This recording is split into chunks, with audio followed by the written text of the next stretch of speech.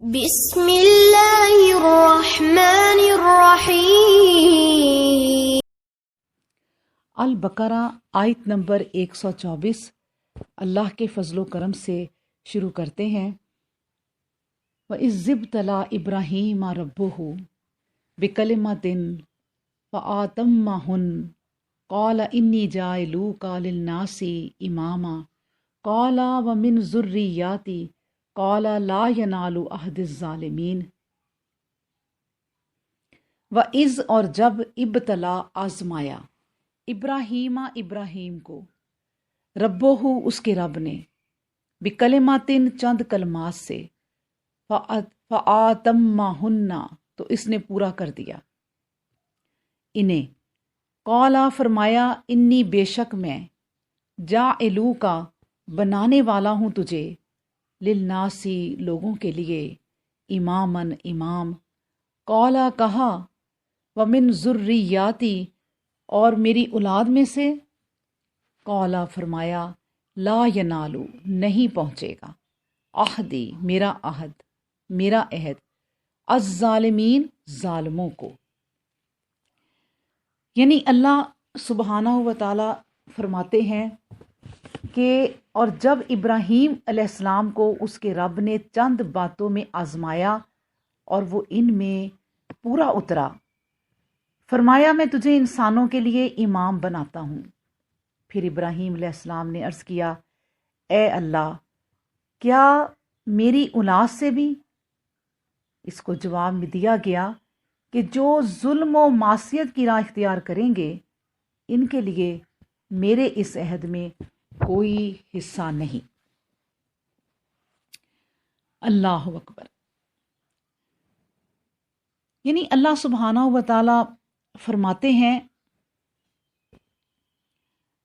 کہ اے نبی صلی اللہ علیہ وآلہ وسلم تم ان مشرکین اور اہل کتاب کو جو ملت ابراہیمی کے دعوے دار ہیں ذرا ابراہیم علیہ السلام کی فرما برداری اور اطاعت گزاری کے واقعات تو سناؤ تاکہ انہیں معلوم ہو جائے کہ دین حنیف پر اسوہ ابراہیمی پر کون قائم ہے، وہ یا آپ صلی اللہ علیہ وآلہ وسلم یا پھر آپ کے اصحاب رضی اللہ تعالی عنہم۔ اب دیکھیں حضرت ابراہیم علیہ السلام کی یہاں پر بزرگی کا بیان ہے، جو توحید میں دنیا کے امام ہیں، جنہوں نے تکالیف پر صبر کر کے اللہ تعالیٰ کے حکم کی بجا آوری میں ثابت قدمی اور جواں مردی دکھائی۔ قرآن کریم کا ارشاد ہے وَإِبْرَاهِيمَ الَّذِي وَفَّى۔ ابراہیم علیہ السلام وہ ہیں جنہوں نے پوری وفاداری دکھائی اور فرمایا اِنَّا ابراہیم کان اُمَّةً قانتاً للہ۔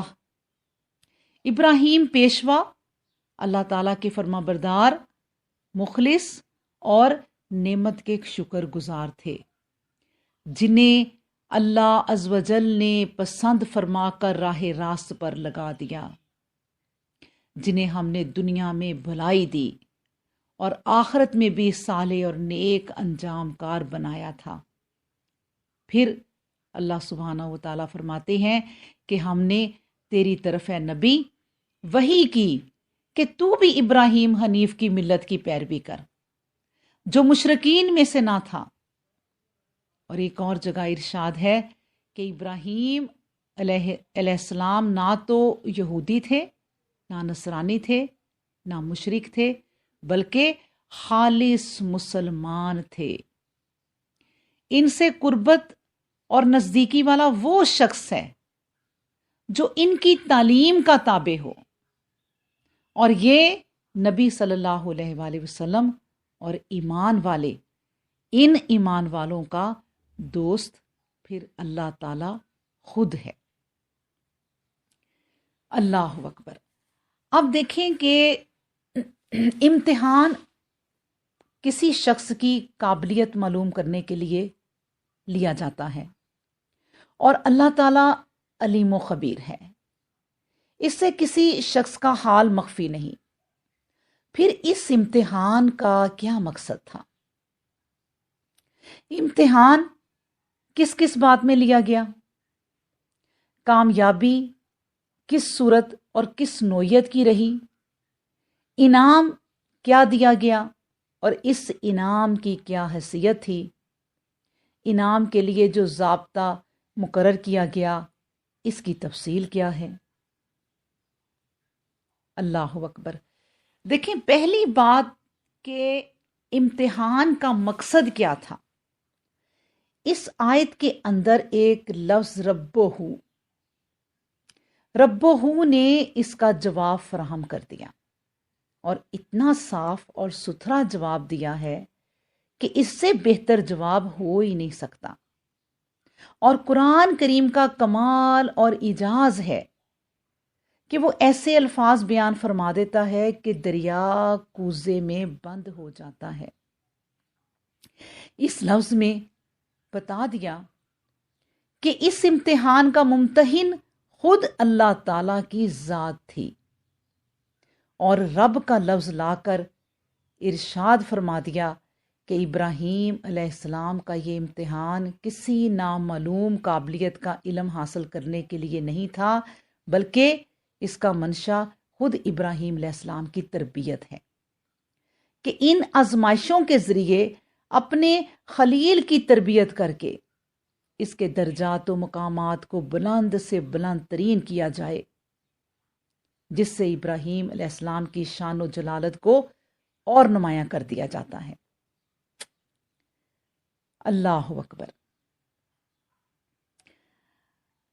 اب دیکھیں، کلماتن، جو کلماتن کا لفظ استعمال فرمایا ہے، جس کے متعلق عبداللہ بن عباس رضی اللہ عنہما سے روایت ہے کہ ان کلمات سے مراد 30 خصلتیں ہیں کہ وہ سب اسلام کے شرائع ہیں، اور سیدنا ابراہیم علیہ السلام نے ان کو پورا فرمایا۔ اللہ سبحانہ و تعالی فرماتے ہیں وَإِبْرَاهِيمَ الَّذِي وَفَّى، یعنی ابراہیم علیہ السلام آزمائشوں میں پورے اترے۔ اب ان 30 خصلتوں کا ذکر کیا جاتا ہے جن کو قرآن کریم کے مختلف مقامات میں بیان فرمایا گیا ہے۔ میں آپ کے سامنے ان کا مختصر ذکر رکھوں گی۔ وہ صورتیں ہیں، ایک تو سورۃ توبہ، دوسری سورۃ المومنین، یعنی 10 احکامات سورۃ توبہ میں ہیں اور 10 احکامات سورۃ المومنین میں ہے، اور 10 سورہ احزاب میں ہے۔ اب دیکھیں، سورۃ توبہ جو ہے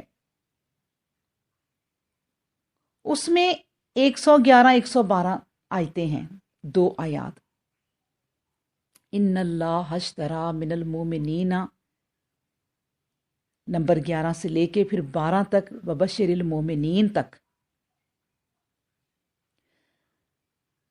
اس کا ترجمہ میں آپ کے سامنے رکھتی ہوں کہ بلا شبہ اللہ نے مومنوں سے ان کی جانیں بھی خرید لیں اور مال بھی، اور اس قیمت پر خرید لیں کہ ان کے لیے بہشت کی جاودانی زندگی ہوگی۔ وہ اللہ کی راہ میں جنگ کرتے ہیں، پس مارتے بھی ہیں اور مرتے بھی ہیں۔ یہ وعدہ اللہ کی ذمہ ہو چکا۔ تورات، انجیل اور قرآن تینوں کتابوں میں اس کا اعلان ہے، اور اللہ سے بڑھ کر کون ہے جو اپنا وعدہ پورا کرنے والا ہو؟ مسلمانوں، اپنے اس سودے پر جو اللہ سے تم نے چکایا ہے خوش ہو جاؤ، اور یہی ہے جو بڑی سے بڑی فیروز مندی ہے کہ وہ اپنی لغزشوں سے توبہ کرنے والے، التائبون العابدون الحامدون الصاحبون، یعنی یہ آیت 12 شروع ہوتی ہے کہ جس میں اللہ تبارک و تعالیٰ فرماتے ہیں کہ وہ اپنی لغزشوں سے توبہ کرنے والے، عبادت میں سرگرم رہنے والے، اللہ کی حمد و ثنا کرنے والے، سیر و سیاحت کرنے والے، سجدہ کرنے والے، نیکی کا حکم دینے والے، برائی سے روکنے والے، اللہ کی ٹھہرائی ہوئی حد بندیوں کی حفاظت کرنے والے، اے پیغمبر اسلام ایسے مومنوں کو خوشخبری دے دیں۔ وبشر المومنین۔ اس میں مومنوں کے جو اوصاف بیان کیے گئے ہیں وہ وہی ہیں جو اس سے پہلے ابراہیم علیہ السلام نے اپنی زندگی میں پورے کر دکھائے، اور وہ ان سب کے سب میں پاس نکلے۔ اس امتحان میں وہ پاس ہو گئے پوری طرح۔ اب یہی اوصاف سچے مسلمانوں کے لیے، مومنوں کے لیے ٹھہرائے گئے کہ ملت ابراہیمی کے ساتھ وابستگی کے لیے ضروری ہے کیا کہ ان اوصاف میں انسان پورا اترے، اور زیادہ نہیں تو ان اوصاف کے چھینٹے تو اپنے اوپر پڑنے دیں۔ یہ وہ 10 اوصاف ہیں جو سورہ توبہ میں بیان ہوئے۔ ایمان کی حقیقت بیان کرتے ہوئے فرمایا کہ جو لوگ اللہ پر ایمان لائے تو گویا ان کے ایمان کا معاملہ یوں سمجھو کہ انہوں نے اپنا سب کچھ اللہ کے ہاتھ بیچ ڈالا، جان بھی، مال بھی۔ اب ان کی کوئی چیز ان کی نہیں رہی، بلکہ وہ اللہ اور اس کی سچائی کی ہو گئی۔ یعنی ان کی پہلی نشانی یہ ہے کہ وہ جہاد کے لیے کمر بستہ رہتے ہیں، اس طرح وہ مرنے اور مارنے کے خوف سے کبھی ہراساں نہیں ہوتے۔ پھر اللہ کی طرف سے اس کے معاوضہ میں کیا ہوا؟ فرمایا یہ ہوا کہ نئی میں ابدی کی کامرانیاں انہیں عطا فرما دی۔ یہ گویا خرید و فروخت کا ایک معاملہ تھا جو اللہ اور عشق کرنے والے جو اللہ سے ہیں ان میں طے پایا۔ اب نہ بیچنے والا اپنی متاع واپس لے سکتا ہے، نہ خریدنے والا قیمت لوٹا سکتا ہے۔ ایک شعر کا مصرع ہے، جان دی پر دی ہوئی اسی کی تھی، حق تو یہ ہے کہ حق ادا نہ ہوا۔ اللہ اکبر۔ اب دیکھیں اس آیت میں جو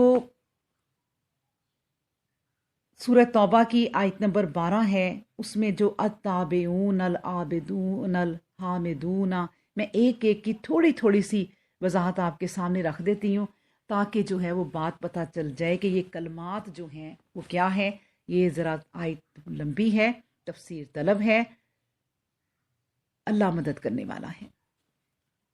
اب دیکھیں التائبون، یعنی وہ جو اپنی توبہ میں سچے اور پکے ہوتے ہیں اور ہر حال میں اللہ کی طرف رجوع کرتے ہیں اور اپنی غفلتوں اور لغزشوں پر نادم ہوتے ہیں۔ پھر العابدون، وہ جو اپنے اللہ کی عبادت میں سرگرم رہتے ہیں اور ان کی ساری بندگیاں اور نیاز مندیاں صرف اور صرف اسی کے ہوتی ہیں۔ اور پھر اس جگہ عبادت سے مقصود عبادت خاص بھی ہے اور عام بھی۔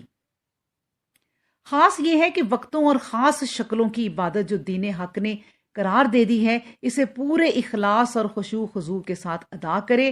عام یہ ہے کہ انسان کی فکری حالت عبادت گزار نہ ہو جائے اور پھر وہ جو کچھ بھی سنے، جو کچھ بھی کہے، جو کچھ بھی کرے، سب میں ایک عابدانہ روح کام کر رہی ہو۔ الحامدون، وہ جو اپنے فکر سے اور اپنے قول سے اللہ کی حمد و ستائش کرنے والے ہیں۔ فکر سے حمد و ستائش یہ ہوتی ہے کہ بحکم یتفکرون فی الخلق السماوات والارض، آسمان و زمین کی خلقت میں غور کرنا اور ان تمام کار فرمائیوں کی معرفت حاصل کرنا جو اس کی محمودیت جمال پر دلالت کرتی ہیں۔ قول سے حمد و ستائش اس فکری حالت کا قدرتی نتیجہ ہے، کیونکہ جس ہستی کی محدودیت دل و دماغ میں بس گئی یا بس جائے گی، ضروری ہے کہ زبان سے بھی بے اختیار اسی کی حمد و ثنا کے ترانے نکلیں۔ السائحون، وہ جو راہ حق میں سیر و سیاحت کرتے ہیں، یعنی بحکم الہی قد خلت من قبلکم سنن فسیروا فی الارض، زمین میں عبرت و نظر کے لیے گردش کرتے ہیں۔ علم کی ڈھونڈ میں نکلتے ہیں، راہ حق میں جدوجہد کرتے ہیں، ایک گوشہ سے دوسرے گوشہ کا رخ کرتے ہیں، حج کی خاطر خشکی اور تری کی مسافتیں طے کرتے ہیں۔ الراکعون الساجدون، وہ جو اللہ کے سامنے جھک جاتے ہیں، رکوع اور سجود سے کبھی نہیں تھکتے۔ یہ رکوع و سجود کی حالت جسم پر بھی طاری ہوتی ہے اور قلب پر بھی، اور زبان پر بھی طاری ہوتی ہے، اور والہانہ انداز میں دیر دیر تک رکوع میں جھکے اور سجدے میں گرے رہتے ہیں، گویا یہ دنیا و مافیا سے غافل ہو چکے اور ان کی دنیاوی احتیاجات ثانوی حیثیت رکھتی ہیں۔ اللہ اکبر۔ الآمرون بالمعروف والناہون عن المنکر، وہ جو نیکی کا حکم دیتے ہیں اور برائیوں سے روکتے ہیں، یعنی صرف اپنی ہی نفس کی اصلاح پر کانیا نہیں ہو جاتے بلکہ دوسروں کی بھی اصلاح کرتے ہیں اور دنیا میں حق اور عدالت کے نشر و قیام کو اپنا فرض سمجھ لیتے ہیں۔ اللہ اکبر۔ الحافظون یعنی لی حدود اللہ، یعنی آخری وصف اور مقام ہوا جو اس جگہ بیان کیا گیا ہے، یعنی وہ جو حدود اللہ کی حفاظت کرنے والے ہیں، جو اللہ نے انسان کے لیے ٹھہرا دی ہیں۔ قرآن کریم کی اصطلاح یہ ہے کہ وہ تمام حقوق و واجبات خواہ افراد کی زندگی سے متعلق ہوں یا جماعت سے، وہ حدود اللہ سے تعبیر کرتا ہے، یعنی یہ حدیں جو مقرر کر دی گئی ہیں، ان کے ٹوٹنے میں انسانی امن و سعادت کی بنیادوں کو ٹوٹ جانا ہے۔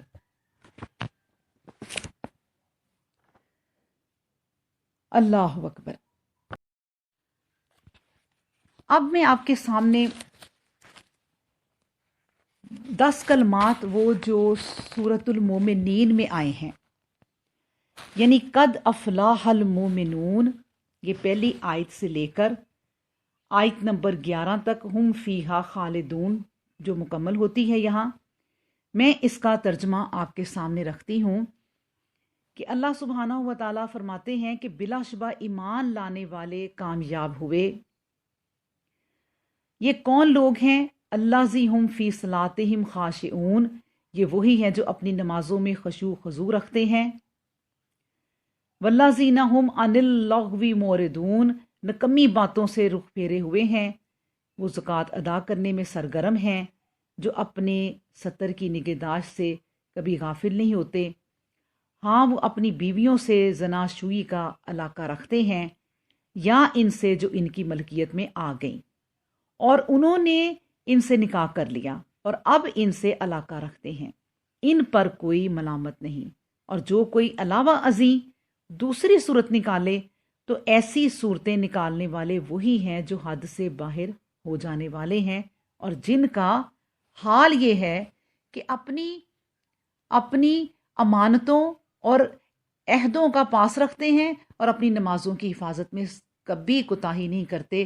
یقیناً ایسے ہی لوگ ہیں جو اپنا ورثہ پانے والے ہیں، یہ فردوس کی زندگی میراث میں پائیں گے اور ہمیشہ ہمیشہ کے لیے اس میں بسنے والے ہیں۔ اب دیکھیں یہ 10 اوصاف بھی انہی اوصاف میں سے ہیں جن کے متعلق سیدنا ابراہیم علیہ السلام کی آزمائش ہوئی، اور آپ اس آزمائش میں بھی مکمل طور پر پاس ہوئے، اور یہی وہ اوصاف ہیں جن کو پیغمبر اسلام صلی اللہ علیہ وآلہ وسلم نے اس چھوٹی سی جماعت پر نافذ فرمایا، یعنی اپنے صحابہ اکرام پر، جو مکہ مکرمہ میں جماعت تھی۔ یہ وہ زمانہ تھا کہ ایک چھوٹی سی جماعت مکہ میں پیدا ہو گئی تھی، اور دعوت حق کے فیضان نے اس کے خصائص اسلامی اشکار کر دیے تھے۔ اس میں تمام جو قانون تھے وہ اسلامی قانون تھے۔ گویا یہ سمجھ لیں کہ یہ وہ پہلے مریض تھے جن کی شفا و تندرستی جو ہے اس طبیب نے کی جو سب سے بڑا طبیب ہے، یعنی نبی کریم صلی اللہ علیہ وآلہ وسلم نے، یعنی ان کو شفا بخشی۔ اللہ اکبر۔ اب میں آپ کے سامنے رکھتی ہوں سورہ احزاب کے 10 اوصاف، یعنی اس آیت میں جو میں نے آپ کے سامنے آج رکھی ہے، 30 کلمات کا ذکر ہے، میں نے بتایا، اور یہ 30 کلمات کہاں کہاں ہیں یہ میں نے آیتیں آپ کے سامنے رکھی ہیں۔ اب میں آخری سورہ احزاب، یہ ہے ان المسلمین والمسلماتی اور والمومنین والمومناتی والقانتین والقانتاتی والصادقین والصادقاتی والصابرین والصابراتی والخاشعین والخاشعاتی والمتصدقین والمتصدقاتی والصائمین والصائماتی والحافظین فروجہم والحافظاتی والذاکرین اللہ کثیرا والذاکرات اعد اللہ لہم مغفرۃ واجرا عظیما۔ اللہ اکبر۔ یہ آیتیں سورہ احزاب کی، جس میں جو ہیں یہ کلمات ہیں کہ بلا شبہ جو مرد اور عورتیں مسلم ہیں، جو مرد اور عورتیں مومن ہیں، جو مرد اور عورتیں مطیع فرما بردار ہیں، جو مرد اور عورتیں راست باز ہیں، جو مرد اور عورتیں صابر ہیں، جو مرد اور عورتیں اللہ کے آگے جھکنے والے ہیں، جو مرد اور عورتیں صدقہ دینے والے ہیں، جو مرد اور عورتیں روزہ رکھنے والے ہیں، جو مرد اور عورتیں اپنی شرمگاہوں کی حفاظت کرنے والے ہیں، جو مرد اور عورتیں اللہ کو کثرت سے یاد کرنے والے ہیں، اللہ نے ان سب کے لیے مغفرت اور بڑا اجر تیار کر رکھا ہے۔ اللہ اکبر۔ تو یہ وہ 10 کلمات ہیں جن پر ابراہیم علیہ السلام نے عمل کیا، اور اس میں بھی وہ پوری طرح پاس ہوئے، تو ٹوٹل یہ ہو گئے 30 کلمات۔ ایک حدیث ہے کہ نبی کریم صلی اللہ علیہ وآلہ وسلم نے فرمایا، تم میں کوئی شخص مومن نہیں ہوتا جب تک کہ اس کی خواہش نفس اس چیز کے تابع نہ ہو جائے جسے میں لایا ہوں۔ اللہ اکبر۔ اب دیکھیں کہ یہ کلمات اس طرح بھی ان کی وضاحت کی جاتی ہے، موتا وغیرہ میں ہے کہ سب سے پہلے ختنہ کرانے والے، سب سے پہلے مہمان نوازی کرنے والے، سب سے پہلے ناخن کٹوانے والے، سب سے پہلے مونچھیں پست کرنے والے، سب سے پہلے سفید بال دیکھنے والے حضرت ابراہیم ہی ہیں۔ سفید بال دیکھ کر پوچھا کہ اے اللہ یہ کیا ہے؟ جواب ملا وقار و عزت ہے۔ کہنے لگے پھر تو اے اللہ اسے اور زیادہ کر۔ سب سے پہلے منبر پر خطبہ کہنے والے، سب سے پہلے قاصد بھیجنے والے، سب سے پہلے تلوار چلانے والے، سب سے پہلے مسواک کرنے والے، سب سے پہلے پانی کے ساتھ استنجا کرنے والے، سب سے پہلے پجامہ پہننے والے یعنی لباس پہننے والے حضرت ابراہیم خلیل اللہ ہیں۔ اللہ اکبر۔ ایک حدیث ہے، غریب حدیث ہے، کہ رسول اللہ صلی اللہ علیہ وآلہ وسلم نے فرمایا، اگر میں منبر بناؤں تو میرے باپ ابراہیم نے بھی بنایا تھا، اور اگر میں لکڑی ہاتھ میں رکھوں تو یہ بھی میرے باپ ابراہیم علیہ السلام کی سنت ہے۔ صحیح مسلم شریف میں حضرت عائشہ رضی اللہ عنہا سے روایت ہے کہ رسول اللہ صلی اللہ علیہ وآلہ وسلم نے فرمایا، 10 باتیں فطرت کی اور اصل دین کی ہیں: مونچھیں کم کرنا، داڑھی بڑھانا، مسواک کرنا، ناک میں پانی دینا، ناخن لینا، پوریاں دھونی، بغل کے بال لینا، زیر ناف بال لینا، استنجا کرنا۔ اللہ اکبر۔ حضور صلی اللہ علیہ وآلہ وسلم فرماتے ہیں، صحیحین میں ہے کہ 5 باتیں فطرت کی ہیں: ختنہ کرانا، بال زیر لینا، مونچھیں کم کرنا، ناخن لینا، بغل کے بال لینا۔ اللہ اکبر۔ یعنی یہ چیزیں جو ہیں یہ سنت ابراہیمی ہے، جس کو سب مسلمانوں کو نبی کریم صلی اللہ علیہ وسلم کے ذریعے اپنایا۔ حضرت ابراہیم علیہ السلام اپنی امت کی خوشخبری سن کر اپنی اولاد کے لیے بھی یہ دعا کرتے تھے، جو قبول تو کی جاتی ہے، لیکن ساتھ ہی خبر کر دی جاتی ہے کہ آپ کی اولاد میں ظالم بھی ہوں گے، جنہیں اللہ تعالیٰ کا عہد نہ پہنچے گا، وہ امام نہ بنائے جائیں گے، نہ ان کی اقتداء اور پیروی کی جائے گی۔ سورہ عنکبوت کی آیت میں اس مطلب کو واضح کر دیا گیا ہے کہ خلیل اللہ کی یہ دعا بھی قبول ہوئی، وہاں سے وجعلنا فی ذریاتی نبوت والکتاب، یعنی ہم نے ان کی اولاد میں نبوت اور کتاب رکھ دی۔ حضرت ابراہیم علیہ السلام کے بعد جتنے انبیاء علیہم السلام اور رسول آئے وہ سب آپ علیہ السلام کی اولاد میں سے تھے، اور جتنی کتابیں نازل ہوئیں سب آپ ہی کی اولاد میں ہوئیں۔ صلوات اللہ وسلامہ علیہم اجمعین۔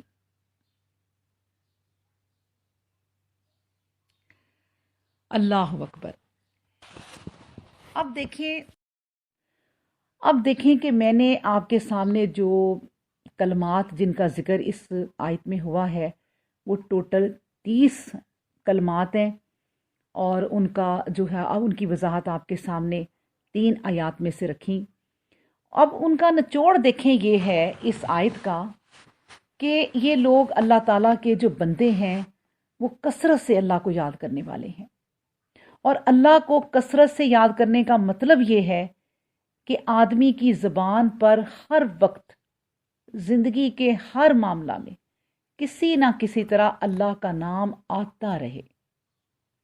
یہ کیفیت آدمی پر اس وقت تک طاری ہی نہیں ہوتی جب تک اس کے دل میں اللہ کا خیال بس کر نہ رہ گیا ہو۔ انسان کے شعور سے گزر کر اس کے تحت الشعور اور لا شعور میں جب یہ خیال گہرا اتر جاتا ہے تب ہی اس کا یہ حال ہوتا ہے کہ جو کام اور جو بات بھی وہ کرے گا اس میں اللہ کا نام ضرور آئے گا، اور یہ معاملہ بناوٹ سے نہیں ہوتا بلکہ ان کے دلوں میں وہ راسخ ہو جاتا ہے۔